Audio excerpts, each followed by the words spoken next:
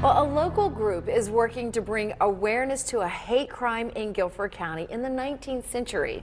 It is the only recorded lynching in the county's history. In this week's In Black and White, Jordan Brown shows us how the Guilford County Community Remembrance Project is making sure this story is not forgotten.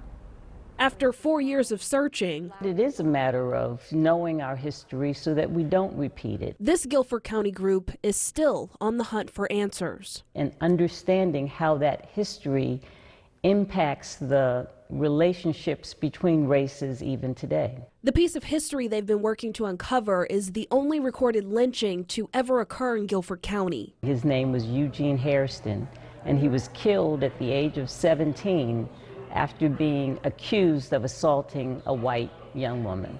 Guilford County newspapers from 1887 tell the story of Eugene awaiting trial in a Greensboro jail for this alleged crime.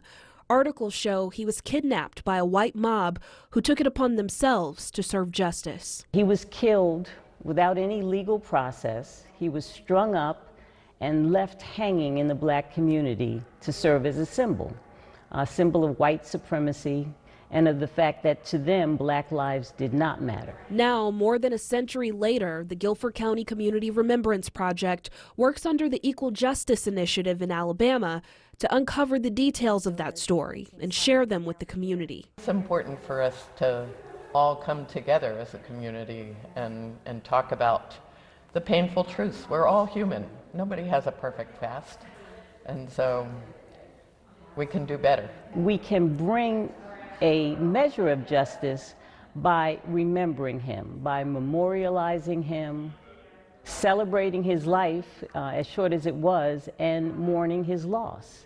The group is made up of people from different races who have committed themselves to researching and sharing Eugene's story. I got involved in this project because I'm an amateur genealogist and doing my own family history, researching my parents' families.